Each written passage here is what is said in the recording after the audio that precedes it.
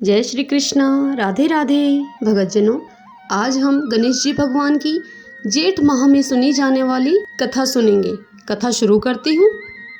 कथा उस समय की है जब प्राचीन काल में पृथ्वी पर राजा पृथु राज्य करते थे। पृथु के राज्य में जयदेव नाम का एक ब्राह्मण रहता था। ब्राह्मण के 4 पुत्र थे, चारों का विवाह हो चुका था। बड़ी पुत्रवधू गणेश चौथ का व्रत करना चाहती थी। उसने अपनी सास से इस व्रत को करने की आज्ञा मांगी तो सास ने इनकार कर दिया।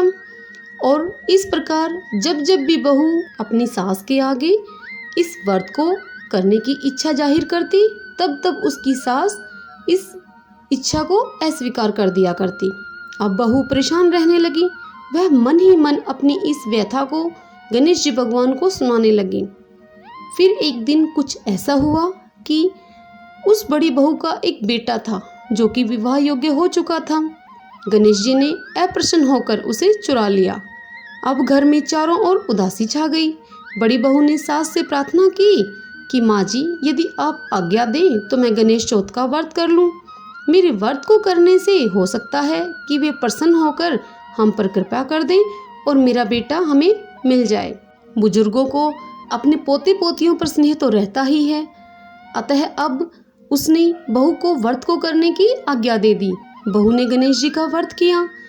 इससे प्रसन्न होकर गणेश जी भगवान ने दुबले पतले ब्राह्मण का रूप धारण किया और जयदेव ब्राह्मण के घर आ गए।